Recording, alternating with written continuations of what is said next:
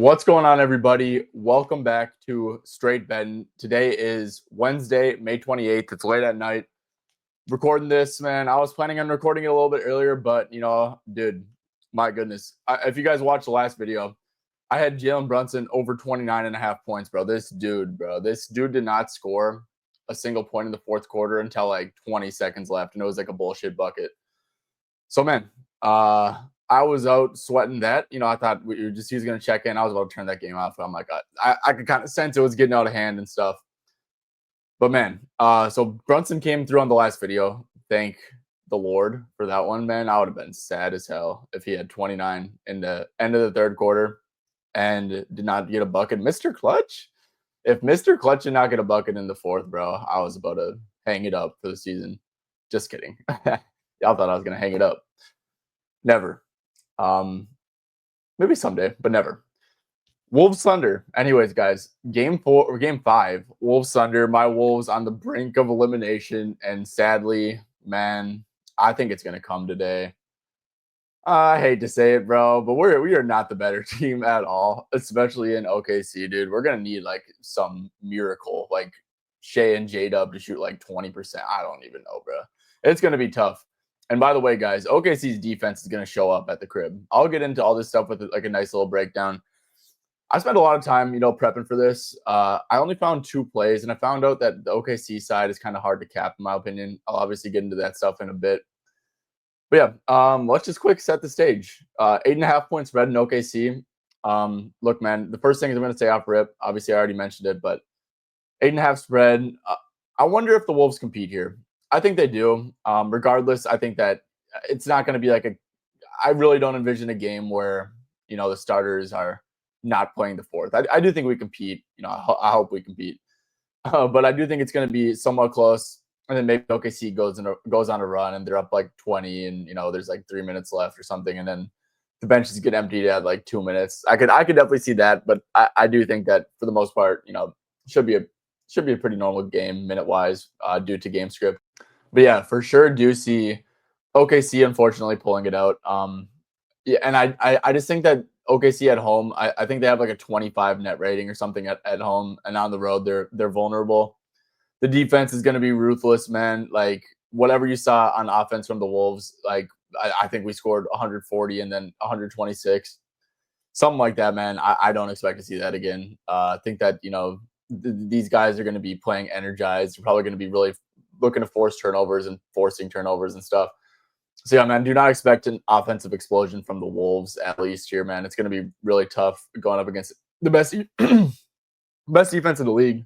And you can make the argument like best defense in recent memory. So yeah, that's kind of my thoughts there. Anyways, guys, I do have 2 official picks, but before I get into those, I want to obviously remind you guys, if you guys do enjoy this content, please drop a like down below. It is just very, very appreciated.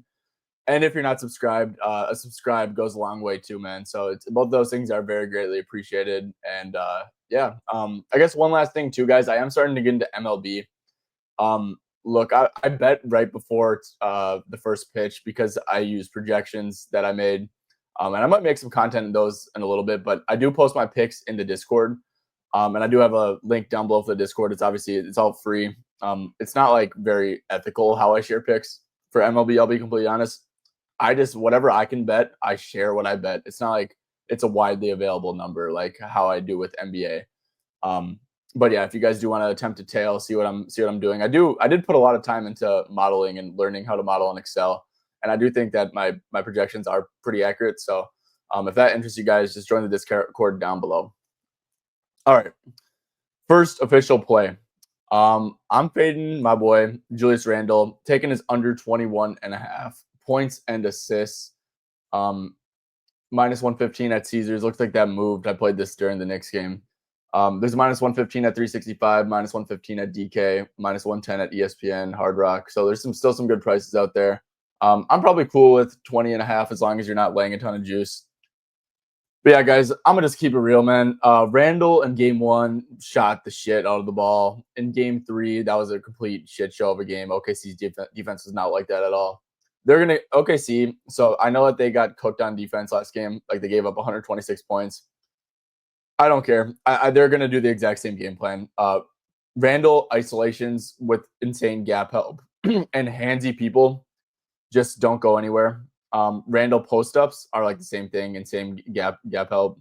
These OKC defenders are just so handsy, and Randall is insanely turnover prone, man, and he sometimes really struggles to get off the ball. He's great when he's like under control and stuff like that, but that just like is impossible against this OKC defense. So I'm actually very confident that the Wolves pretty much just go away from Randall post ups and isolations, kind of like they did last game. I mean, the dude had 7 shot attempts in 28 minutes, scored 5 points.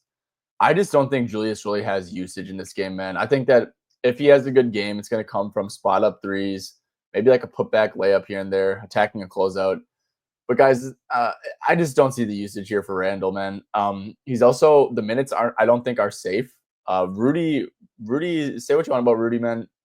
His defense is very, very good. He held up in switches really, really good. Like he it was night and day with Nas or Julius or both of them, and then Rudy on the court. Like Rudy on the court just makes a huge impact on defense, and I kind of thought he was like unplayable earlier in the series, and I kind of want to retract that a little bit because he really does make a big impact on the defense. I'll say it again with Naz Reid, like he's he was getting haunted in switches, so I wonder how much he plays, but offensively he's a much better fit against OKC. So I think that Rudy and Naz just both offer different things that can benefit B pluses on offense. I don't think Julius is really offering much in this series, man, because he's really not even a plus unless he's making crazy shots on offense. And on defense, it's tough for him to stay in front of Shea and J-Dub, these quicker guards.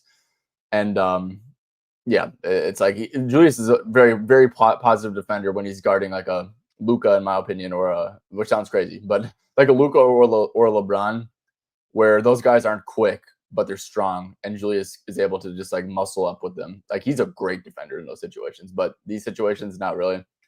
So yeah, obviously he's been benched down the stretch twice this series. It's desperation time. The Wolves actually went with McDaniels at the 4 a lot, especially to close the game. They closed the game that way. It was Nas and Julius on the bench. I think they tap back into that a little bit. So it's not even like I doubt that they have 2 bigs on the floor for the entire game. In fact, it's like I think that it's like 3/4 of the game, maybe like the second half specifically. They might not even have 2 bigs on the court, so it's going to be tough. Like poor minutes are and out. It's obviously like a brutal matchup. Like Julius just has like for self creation standpoint, Julius has like nothing to offer honestly against this type of coverage, unless he's just making crazy shots. So yeah, like I said, just don't expect the usage. Think the minutes could be rough. Yeah, I guess you're kind of selling low, but yeah, man, the OKC, I'm so confident that they do the exact same thing, even though they got cooked on defense, because we just had really good shot variance. To be honest, we had great shot variance. Now we're on the road where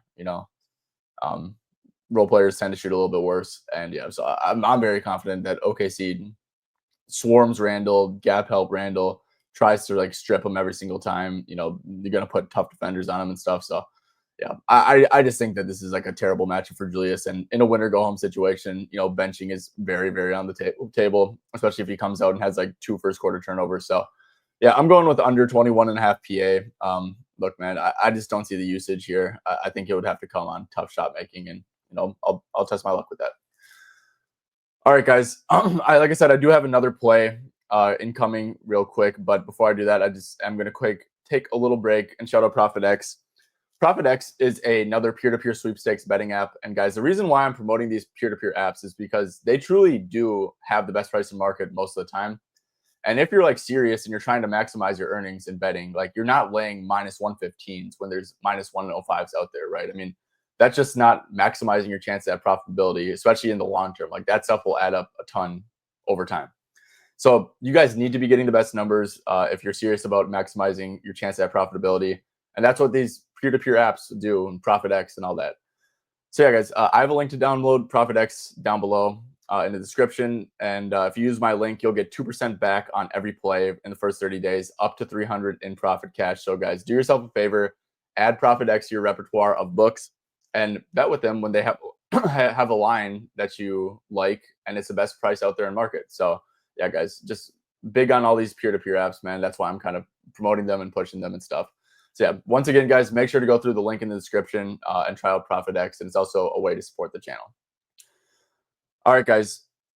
Second play, another Timberwolf prop.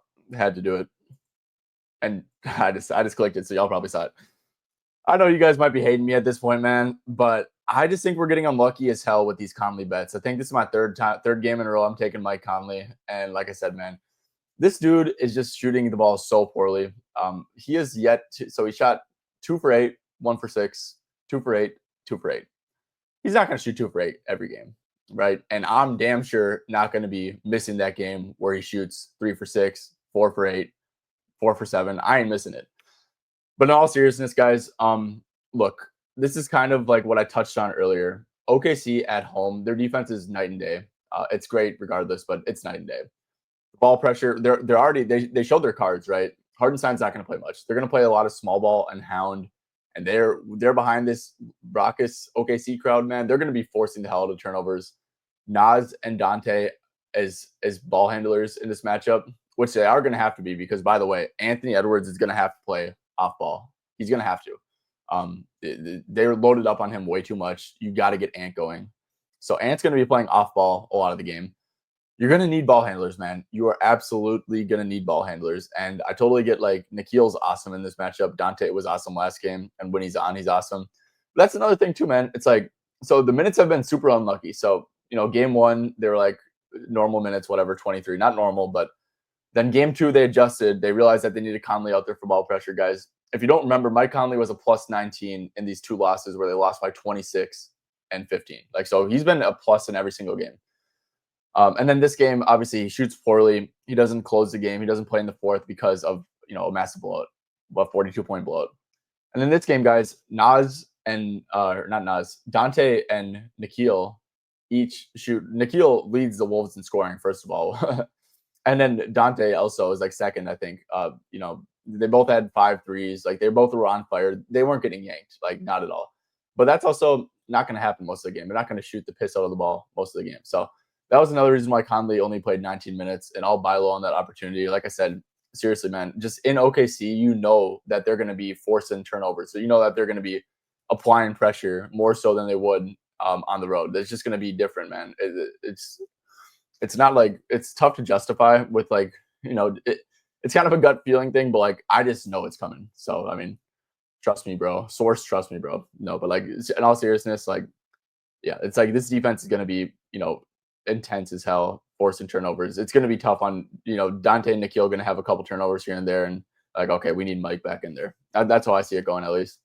And also, guys, I mean, we know how they're going to defend Ant, right? Like, they really are trying to load up and stop Ant. I have some Ant thoughts later. I think he does force the issue here a little bit, but we know how they're going to load up on Ant and Julius. It's a spot up shooter series. Mike Conley, he is a spot up shooter most of all. He's not really an on ball player at this point in his career, but he does get a pick and roll rep here and there. And they play him in like a super deep drop coverage. Like, they really don't care about Mike Conley shooting the ball. They try to take away stuff like the lobs to Rudy and stuff like that. But Mike Conley gets a pick and roll rep. He's gonna get an open 3 most of the time. So he's just been shooting the ball so poorly. And like I said, the Dante Nikhil on fire thing, I think, led to his crappy minutes last game. And then obviously the blowout the game before. But like, seriously, man, like, say that the Wolves starters are into play normal minutes, and Nikhil and Dante like aren't on fire. Like, I seriously think Mike Conley's gonna play like 28 minutes again. So yeah, buy low on Mike Conley, 12.5, man. If he fails and Wolves lose, then I won't be able to get my redemption on Mike Conley over. But yeah, it's a buy low, man. And if you're taking emotions out of it, because it is tough, sometimes when like you keep on betting on someone. But if you feel like the read's there, and I truly do, like, actually, I know that the read's there, and some other factors are getting in the way, like efficiency, like other players, on fire, taking the minutes. So yeah, man, Mike Conley over 12.5 PRA. Did a lot of yapping to say all that, but yeah, I'm riding it with it. Conley over 12.5 PRA. All right, let's stay on the Wolves, man. I have a ton of thoughts on the Wolves stuff, as I always do, and OKC is not going to be as in depth. But yeah, let's start with Ant, guys. I really, really like Anthony Edwards over 6.5 first quarter points. I totally get that it's minus 132. And the reason, I'm probably going to wait until closer to tip. And I might even play a 7.5 at plus money, wait for it to, open up at a couple more places and just see where it matures at. Don't like laying juice on a first quarter prop because it is very, it is very high variance, I guess. You're not giving yourself the full game to play out. So it's like kind of, I'm not a fan of laying juice in spots like that. But coming off of a game, man, where he had 2 shots at halftime, like I totally get that. There's an ESPN stat that there was a help defender on 100% of Ant's drives, which is crazy. Or I don't even know if it was drives. It might have been like 100% of the times he had the ball in his hands. It was some crazy stat. Like, look, man, I totally get that it's going to be tough, but Ant's not going down like this, man. He took 2 shots in the first half. If you don't think like there's adjustments to be made on offense too, right? We saw it with OKC last game. They responded with the gap help in game 3, and Shea was just using getting used in post ups a ton, and they spaced the floor differently. They went small ball and stuff like that. There's a ton of adjustments to make. I can guarantee. Okay. I highly think that Ant's going to empty the clip here. I think he's going to be forcing the issue. I think that he's especially going to come out aggressive, right? I mean, like I'm saying, 2 shots is crazy. This dude plays the entire first quarter. Look, I just have so much conviction that he's going to force the issue in the spot, but especially force the issue early and try to get going early. And that might mean some bad shots here and there, but at the end of the day, man, you definitely need your superstar to have a good game, especially when it's on the road. Role players probably aren't going to be shooting crazy efficient. So yeah, I think that there's going to be some offensive adjustments. Like I said, probably getting used off ball more. Maybe they go back to those post ups a little bit more. They kind of went away from those. But yeah, really love Ant 6.5 first quarter points. Full game, man. I can't get there. I can't get there on full game. I like the aggressive early narrative. I just, you gotta realize that he's getting insanely physical and tough coverage the entire game. It's tough to keep your stamina the entire game when you're just dealing with like these crazy coverages, and like OKC's plan is to keep Ant under his points, right? That's like their game plan. So yeah, man, I can't get there on the full game. I wouldn't play the over. Definitely wouldn't play the under though either. So, like I said, I really do think Ant like empties the clip though. I don't know how efficient it's going to be, but I think it's going to look a lot different than last game. Julius, I already touched on him, man. I think they kind of just go away from him at this point. Just has not been great. Obviously I played his under, so yeah, there's that. Jaden, I'm a fan of Jaden. Jaden's been hooping the series. Like I said, these role players probably don't get the same volume that they did last game because I think a lot more is coming for Ant. But I do think it's going to stay very down for Julius. I think that Jaden's just too important. I don't know why. I totally get that Terrence Shannon's been awesome, but Terrence Shannon can't be taking minutes from Jaden McDaniels. He's got to be taking them from someone else. And maybe I think they should go away from the 2 bigs on the court at all time and keep on playing Shannon a little bit. But yeah, Jaden, I expect the minutes to go back up. He's been awesome this series. Let's see, head-to-head in the playoffs. He's averaging 15.3 points. Obviously, it's been a little up and down. But yeah, for the most part, man, we know that, Chet's going to spend a lot of time guarding him. The threes are going to be there in the corner 100%. He's very good at attacking the rim. So yeah, I'm a fan of Jaden. Slightly an over on McDaniels here. Nikhil, look, I know I'm on a Mike Conley over, but I do like Nikhil to continue to play good. Nikhil, his defense is awesome in this series. He's playing confident, and that's a big thing with Nikhil. He's a big-time confidence player. As you can see, he was kind of down with the confidence earlier in the playoffs. It's at an all-time high right now. He's providing a ton on defense for sure. Guarding Shea, being switchable onto pretty much everyone. So I do like Nikhil stuff too. Slightly an over on Nikhil. But yeah. And so, like I said, I like Nikhil's minutes. I obviously like Mike Conley's minutes. I think that Dante is the guy who might be a decent sell high spot. I will say the matchup, it's probably still going to be good. It definitely is, right? Even with Ant kind of forcing the issue, we know that, he's probably going to be open a lot of the times. And he can definitely catch fire. So the way I'd like to fade Dante, because like I said, I think it's like a minutes thing, right? I think you're going to need Mike on the road here. And I think that Dante just, Dante has to play like point guard and stuff. I just think that's going to be insanely rough in OKC, kind of like it was in the first couple games. But yeah, I just kind of think that Dante's minutes might regress a little bit. Maybe getting a decent sell spot. He only played 10 first half minutes in this game 3, which is like a decently normal game for him. Yeah, I think you might go down to like that 20-minute range or something. And yeah, I think it's a decent sell spot. Even you could fade PRA because that's usually the smart thing to do when you're doing like a minute fade. Is just to like get all the stats in there. But like I said, it wouldn't shock me if Dante continues on from last game, and he's gonna get some good looks from three. So that's like the scary thing. Nas Reed. I talked about this with like the Rudy Randall Gobert thing. I don't think they run a lot of two bigs, man, because we just know OKC is gonna go small. We they played their cards. That's their best way of playing. That's how they feel the most comfortable, and it just makes it tough to like have two bigs out there, and that's just gonna take away minutes from minute ceilings from Julius, Nas, and Rudy to an extent. It's really going to come down to game flow, though, man. Like if you need to come back, if you're coming from behind, Nas makes sense. Like you get down big, Nas is going to make sense, and he's probably going to go over. If it's a competitive game, it's going to be a lot of Rudy. If Rudy's making it tough on defense, because like I said, Rudy has brought a ton on defense. He's been pretty good on the offensive glass too. And Nas, I will say, guys, Nas was getting absolutely hunted in isolation by J-Dub, Shea.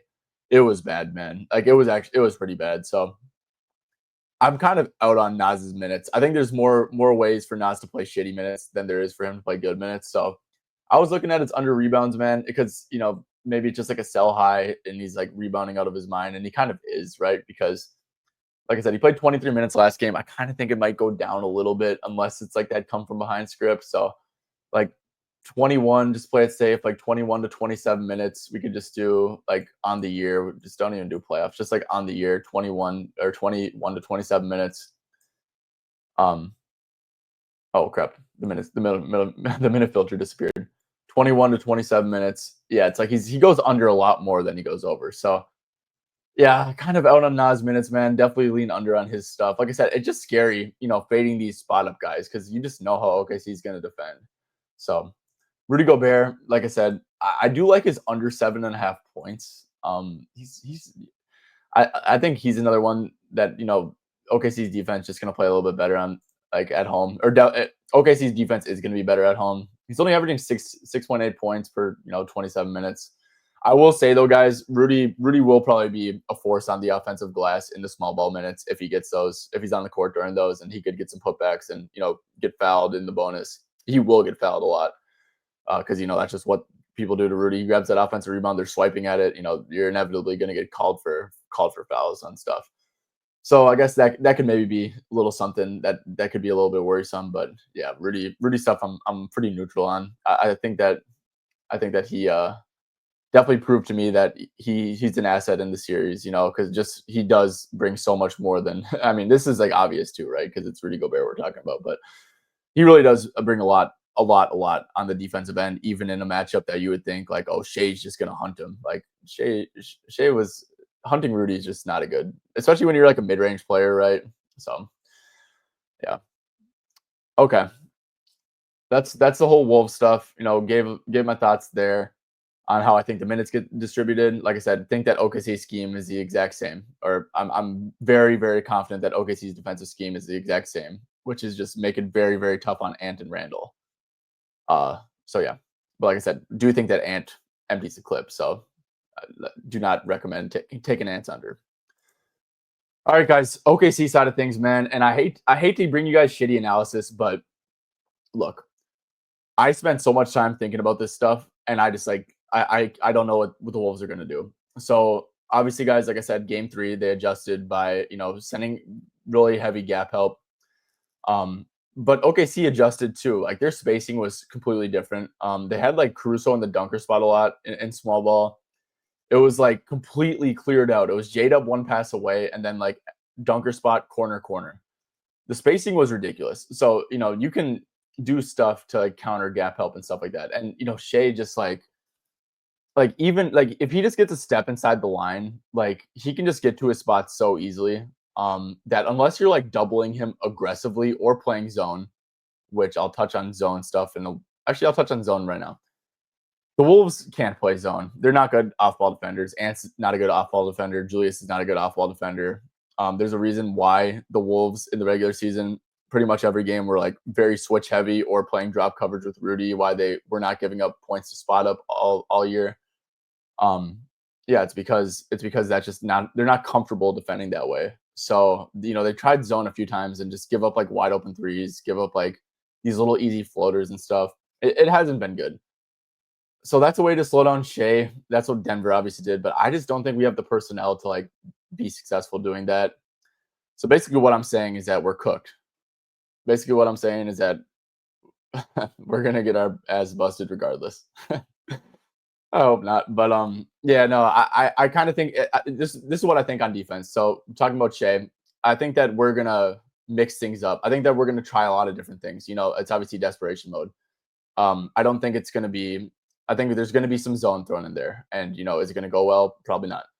There's gonna be some switching. There's gonna be some aggressive gap help. There might be just some like doubles to see what happens. I just think that we're gonna throw a lot of different stuff and try a lot of stuff as desperate teams do, right? So yeah, depending on game flow, I think that's going to dictate the coverages Shea sees. Are the role players bricking everything early? Okay, well then it's probably going to be a lot of doubles. Probably going to be like legitimately forcing Shea to get the ball out. Is his zone working? Okay, then we're probably going to stick with zone. I just don't think the chances of the zone working are high and stuff. So basically, guys, I'm saying all this to say I do not know what coverages are they're going to get. I do think that Shea and J Dub do not have the same volume as last game. Look, what did J-Dub have? 24 shots and Shea had 30 and like a shit ton of free throws on top of that. There's going to be the role players are going to be more involved in this game. I am very, very confident in that. The role players are going to have to make some more shots. I think so. I'm kind of skipping over people, right? Because like I said, I don't have like specific takes on basically any of these guys. I'll quick stay on Shea. I do really like his over 1.5 threes. I played this last game. He shot 2 for 7. It was over 1.5 last game as well. 2 for 5. Honestly, bro, Shea's gonna find a way to get the ball. Like we're comfortable, defending that way.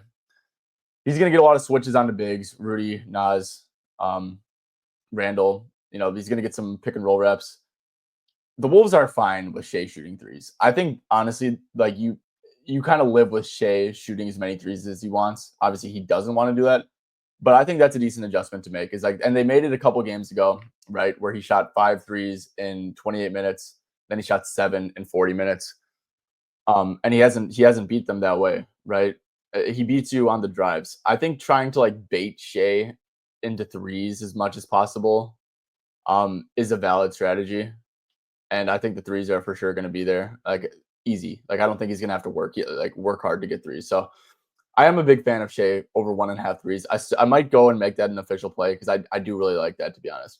I just think that's something that you got to live with. The Shea shooting threes, you got to take away all that other stuff if you can. Try your best to take away the other stuff, and yeah, just like if he wants to shoot threes, like let him. All right. So another person I do have really strong lean with, Lou Dort over threes, which is I just hate the price. I wish if this was minus 115, this would be an official play. So he's actually pretty safe for minutes, right? With the small ball, like he provides obviously a ton on defense.